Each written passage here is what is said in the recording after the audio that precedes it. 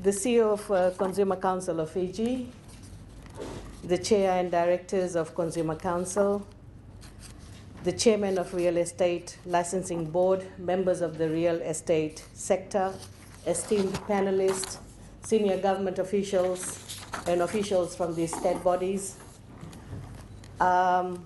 invited guests. I know I can see some familiar faces, so it's good to see you again.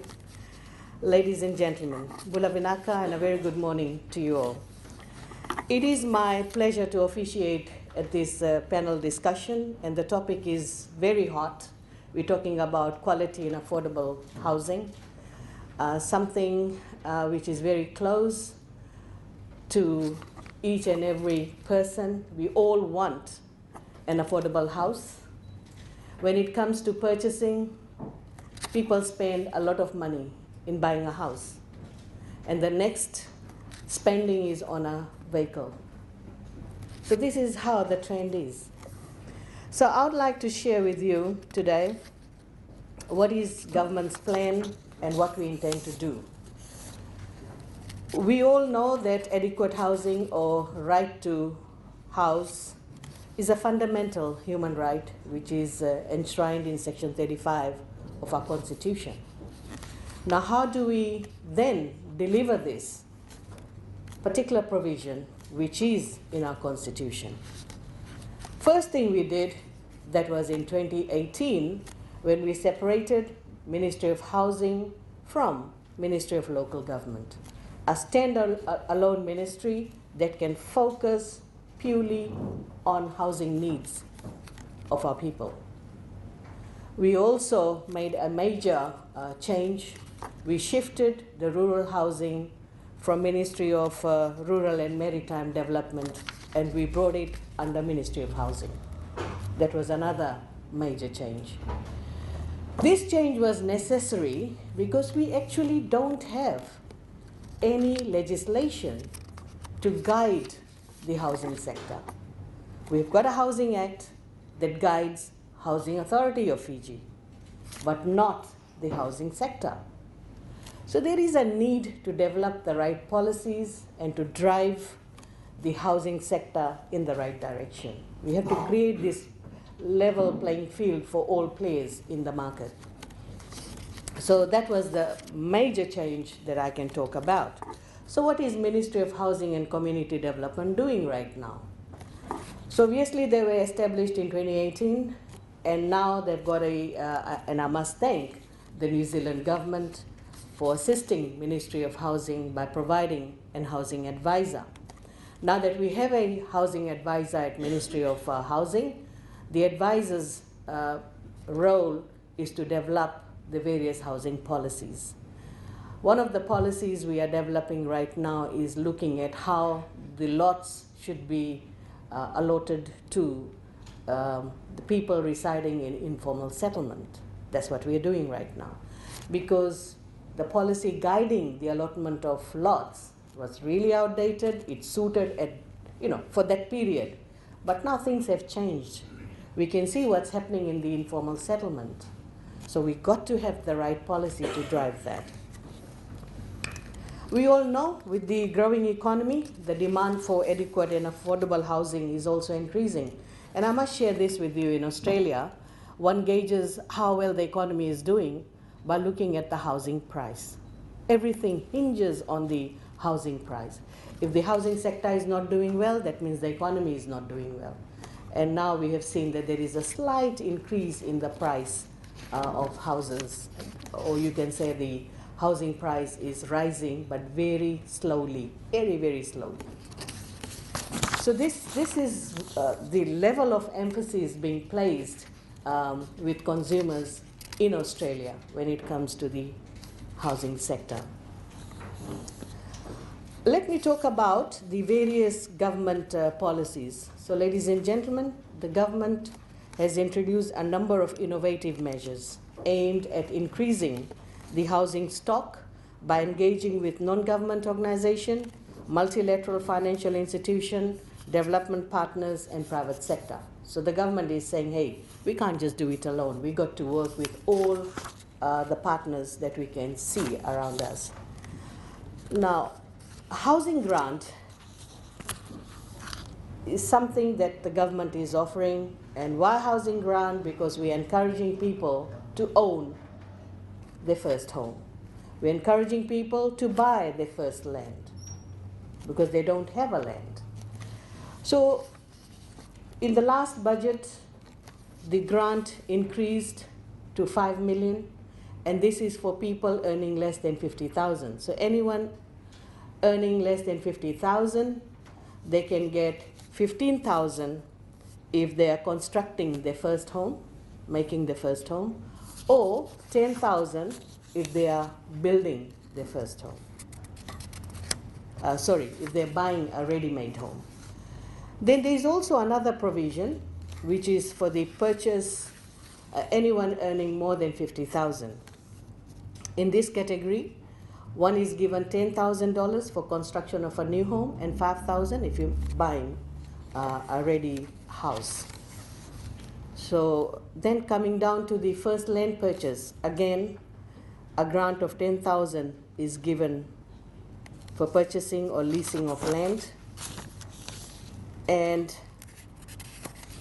also, if somebody needs a surveyor to survey the place and get the title sorted, even for surveying work, the government is paying for that particular service. All this grant is to really assist people to own a home and to own a land. Obviously, the money is not given directly in people's hand. This is given to the bank. In other words, anyone interested in applying for this grant must go through the bank. So this money is deposited in the bank for the person who is applying for the grant. Ladies and gentlemen, as I said, the government is working with various partners. One major initiative that will be rolled out with the multilateral partner, which is IFC, under PPP model, is to develop multi-storied apartments where one can own that apartment through strata title. Government engaged the services of IFC. They have conducted the socio-economic study of the various area because we need to understand that. And currently, 6 sites have been identified for this strata housing: Davulevu, Nepani, Wainimbuku, Rewanga, Tavakumbu, and Tavua in Central and Western divisions. And the idea is to develop green and climate resilient housing units for low middle income households in Fiji. And not only that, in 2019-2020 budget, various tax incentives were offered to entice private sector to come on board and invest in rental properties as well as apartments that they can sell as under strata titles. So all this is being done to increase the housing stock. We know there is a huge demand, and that goes to the next topic that I want to talk about. But before I do that, let me talk about the Ministry of Housing is also working with NGOs, and you know about Koreipita. Koreipita, they've been doing a wonderful work. They've been housing people who are really low income, and most of them are destitutes. They've got a lot of other issues to deal with. In the last financial year, the government given them a grant of $2 million to assist them to develop more low-cost housing for low-income earners. Talking about rental market, this is where the problem is. We all know about this problem because the quality of the house do not match the price. We see some of the houses which is rented out is really in a dilapidated condition with lots of issues, but the price is much higher. It's all about demand and supply, so what do you do in that situation? In that situation, I know at one time FCCC was working with MITT in developing the Landlord Tenancy Act. And now my ministry, MITT, is developing that further so that it can go to the parliament and we can set the rules straight. Without a proper legislation in place, we cannot really control the rental market. So we got to have the rules in place. I also want to talk about the real estate area, the subject of real estate. You know, it's a very interesting area, and one can easily see that when they pick up the newspapers at the end of the week, which is either you pick up your papers mainly on Saturday, and some people do advertise on a daily basis, but with small, fine, tiny advertisement stuck in different columns. One of the issue I always had when I worked for Consumer Council was that there is no disclosure. You're putting out an advertisement, that's fine. And you're not even saying what would be the price range. All the houses are not on offer. You're not calling for a expression of interest.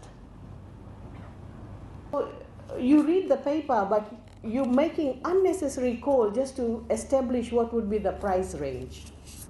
I'm not saying you disclose the exact price, but a price range. That happens overseas, but it's not happening here. And that needs to change. And that's why we've asked Consumer Council to work in that area. And if the real estate are not going to do that, well, Real Estate Licensing Board will do that.